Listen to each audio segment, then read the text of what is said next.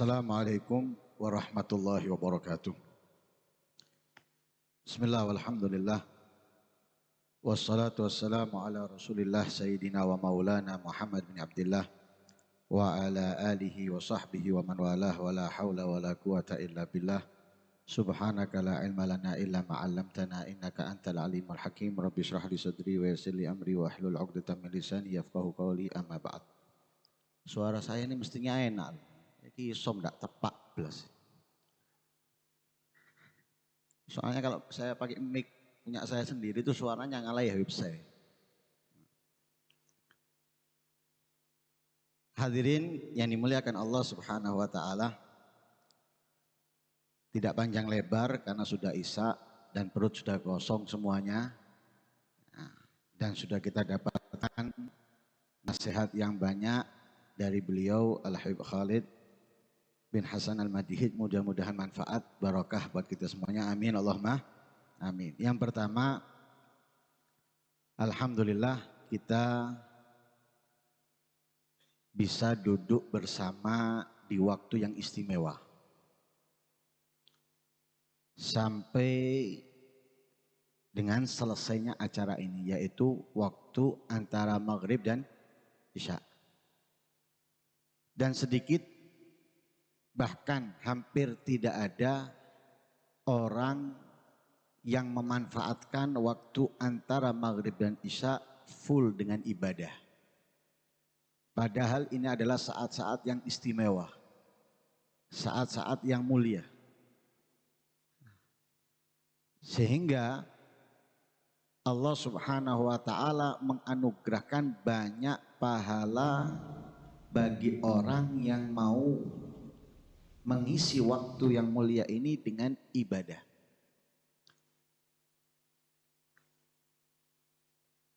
Daun yang basah ketika dikumpulkan dengan daun yang kering itu akan terlihat indahnya. Seperti itu pula seseorang yang duduk beribadah di waktu yang banyak orang lupa, tapi dia beribadah kepada Allah Subhanahu wa taala.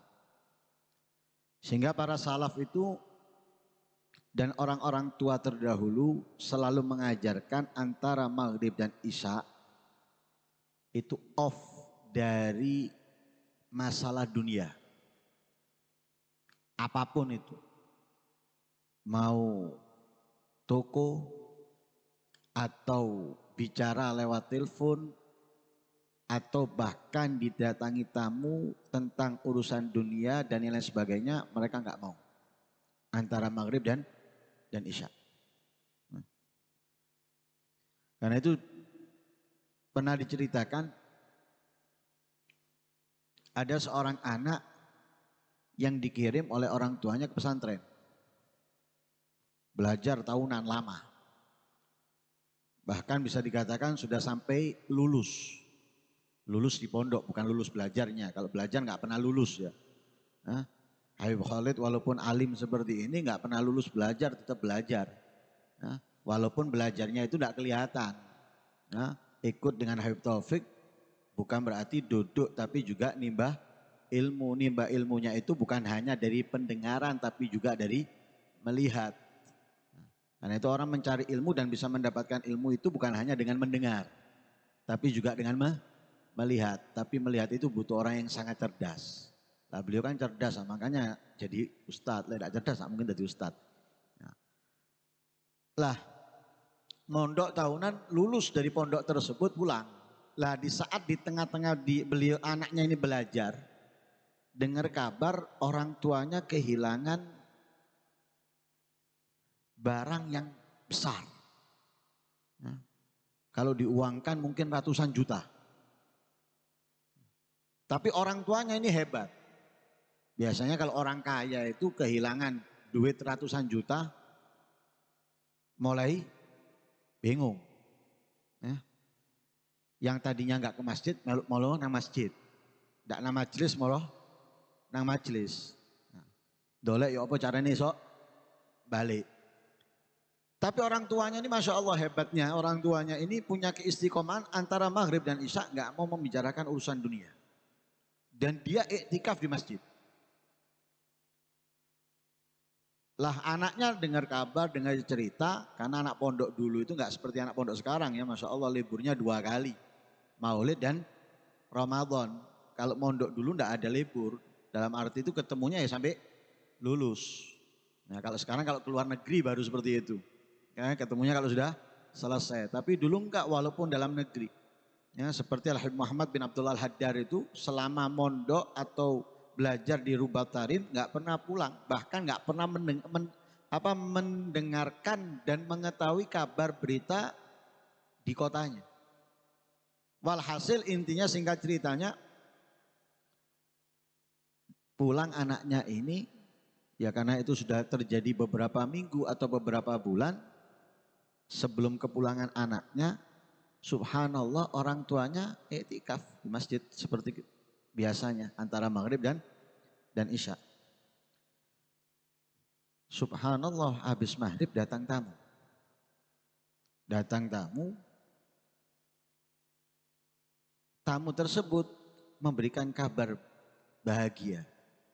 Kebetulan yang nemui putranya yang baru pulang dari pesantren. Apa barang orang tuanya yang hilang itu ditemukan. Anak seneng, orang tuanya nggak jadi rugi. Bergegas anak tersebut berangkat ke masjid di mana orang tuanya iktikaf.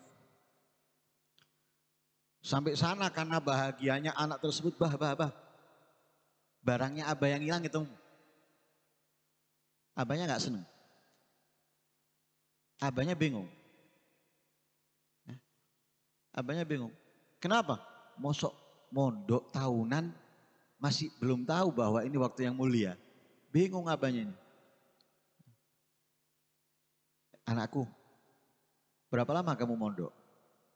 Sekian tahun. Terus, kamu tahu nggak ini sekarang waktunya apa? Dan abah sekarang di mana? Ini antara maghrib dan isya dan masjid. Kamu antara maghrib dan isya di masjid membicarakan mengenai dunia itu. Dihukum anak-anak tersebut untuk kembali lagi belajar. Kenapa? Menunjukkan begitu istimewanya waktu maghrib antara maghrib dan isya. Sekarang pertanyaannya, selain anak pondok ini yang hadir, selain dino Senin ini, mari maghrib lah bu. Hah? Ini bapak-bapak yang di belakang. Hah? Selain hari Senin. Hah? Apa? Gedabrus. Hah? Apalagi yang dibahas nanti tentang A, B dan sesuatu yang nggak berfaedah, nggak bermanfaat untuk dia sama sekali. Dia meninggalkan waktu yang istimewa yang para salaf itu tidak mau meninggalkan waktu antara maghrib dan isya kecuali dengan ibadah. Karena itu orang-orang tua dulu itu TV mati, anaknya istrinya itu diajak baca apa? Yasin, Tabarok, kemudian Rotibul Haddad sampai isya. Setelah itu sholat isya baru. Yang mau nonton TV dibiarkan nonton TV, yang mau tidur dibiarkan tidur.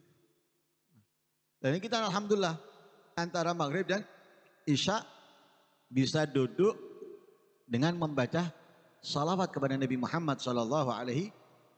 Yang kedua kita membaca salawat. Nah salawat ini ibadah yang nggak perlu dilakukan lagi, yang pasti diterima walaupun riaan. Ya, saya mau baca sholawat, saya mau baca burdah riaan lillahi ta'ala. Tetap walaupun riaan, walaupun sombong pasti diterima. Sholat belum tentu diterima. Walaupun khusyuk, oh sholatnya khusyuk, dicolong duit, ndak kroso. Ya, disentik, ndak obah. Misalnya nih, ono wong ngene kaya ngono. Melaten akeh. Hah? Wong melaten akeh ya. Sentik ndak obah. Nah, mumpung Ustaz Gusairi kan nggak dikasih omongan, jadi saya nyikatnya enak. Kalau Habib Walid nanti waktunya saya nyikatnya baliknya enak meneng.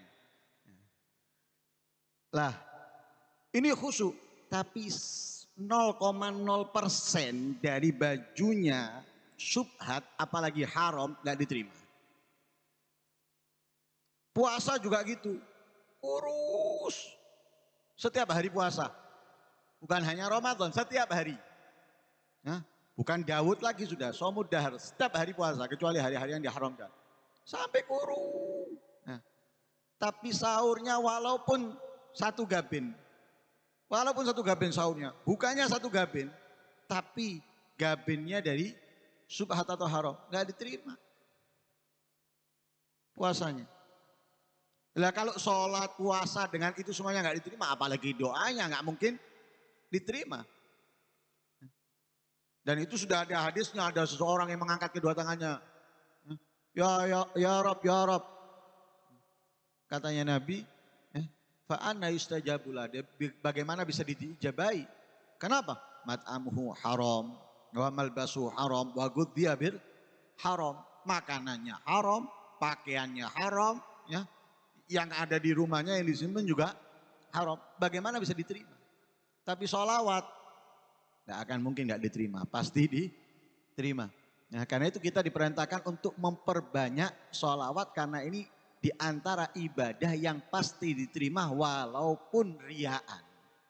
Sholat ria nggak diterima, puasa ria nggak diterima, tapi sholawat.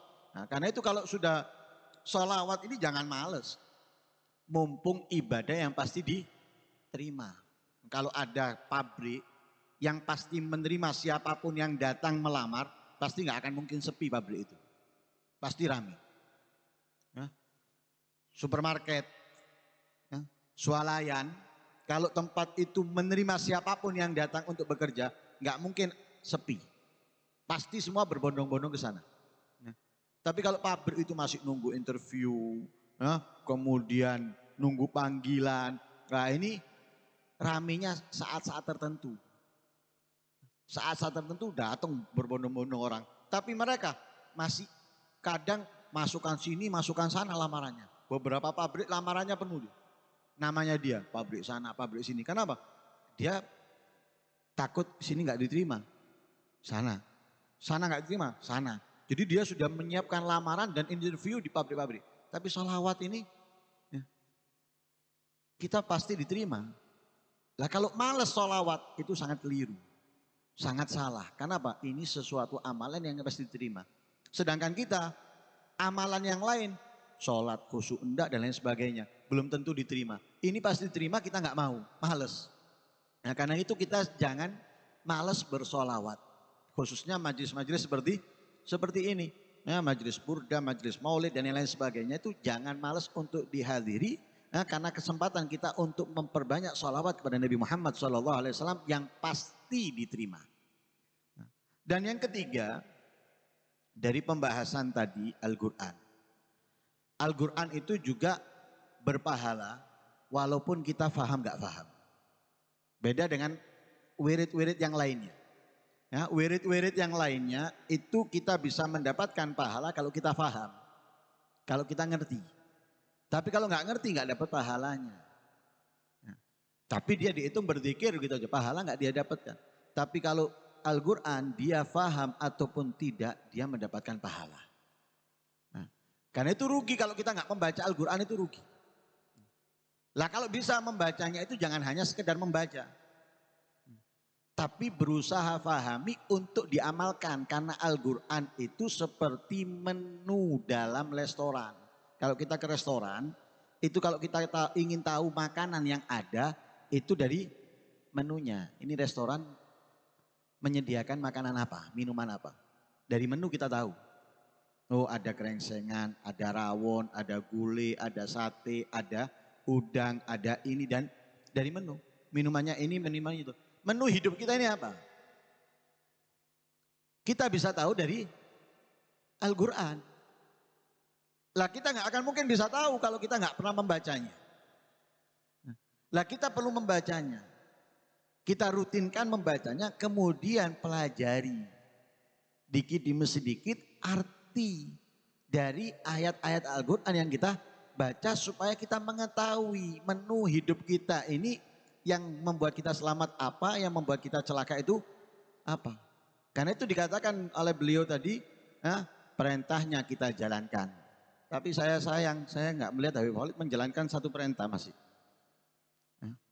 Dalam ayat Al-Quran itu masih ayat keberapa itu?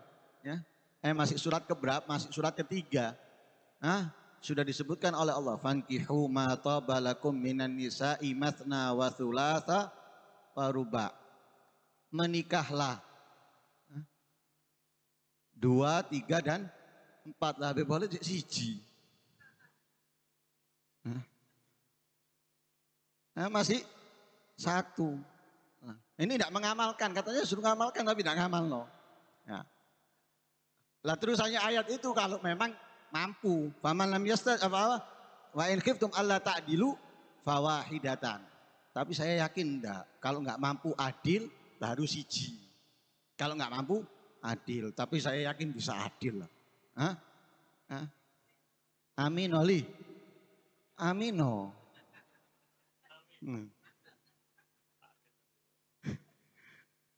Lah itu karena itu jangan kita tinggalkan, karena itu para aulia itu nggak pernah meninggalkan Al-Quran dimanapun berada. Dimanapun berada nggak pernah meninggalkan Al-Quran. Apalagi sekarang kita dimudahkan membaca Al-Quran dimanapun tanpa membawa Al-Quran.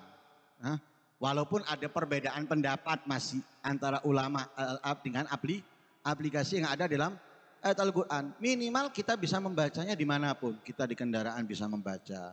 Kita di kereta atau di pesawat bisa membaca. Minimal kita bisa menirulah sedikit banyaknya daripada para aulia itu bagaimana bisa mereka melazimkan Al-Quran dalam kesehariannya. Ojo ngenteni Ramadan toh. Ramadan Al-Qurannya nggak pernah berdebu. Bersih Al-Qurannya. Tapi kalau sudah keluar Ramadan, wah kalau tayamum nggak perlu repot-repot nyari debu. Di atasnya Al-Qurannya. Debunya banyak. Kenapa? Nggak pernah dipegang. Karena itu perlu kita hendaknya selalu membaca Al-Quran agar Allah Subhanahu Wa Taala memudahkan kehidupan kita ini untuk mendapatkan kesuksesan, kebahagiaan yang abadi. Amin Allahumma amin. Mudah-mudahan yang sedikit manfaat buat kita semuanya dan mudah-mudahan kita bisa mengamalkan dari apa yang kita dengarkan dan yang sudah kita dengarkan di pertemuan-pertemuan berikutnya. Amin Allahumma amin. Wassallallahu alaihi wasallam Muhammadin wa ala alihi wasallam. Alhamdulillahi rabbil alamin.